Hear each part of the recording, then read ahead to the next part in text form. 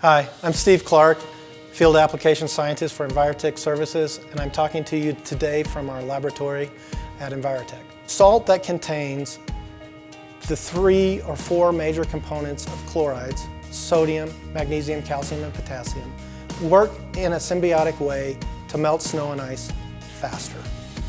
That's why Ice Slicer works so well. Other salts may be 98, 99% one chloride, like sodium chloride, like table salt. That's a typical salt that is used around the country, and most companies that use that type of salt will treat the salt with another chloride to try to make it work better. Ice Slicer, on the other hand, is a natural salt that's mined in Utah. Mother Nature has built in these chlorides to this mined salt. The amount of calcium and magnesium that exists naturally in Ice Slicer is high enough that the liquid component to put on white salt would have to be at 12, 15 gallons per ton. Typically what is used for white salt when used as a de-icer is 6 to 8 gallons per ton.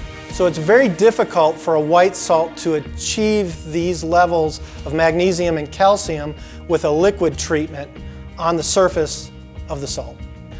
Another aspect of Ice Slicer is the naturally occurring chlorides that are solid in the crystal itself. White salt, on the other hand, is treated with a liquid. That liquid can leach off of the salt. So over time, the liquid that was put on the salt, if it's stored, can leach off, you lose it. Ice Slicer never loses its multi-chloride components. They're naturally in the salt. Ice Slicer is less corrosive than sodium chloride by itself. It has inclusions, there's insolubles. It breaks down differently than white salt. Think of white salt like a really hard glass marble.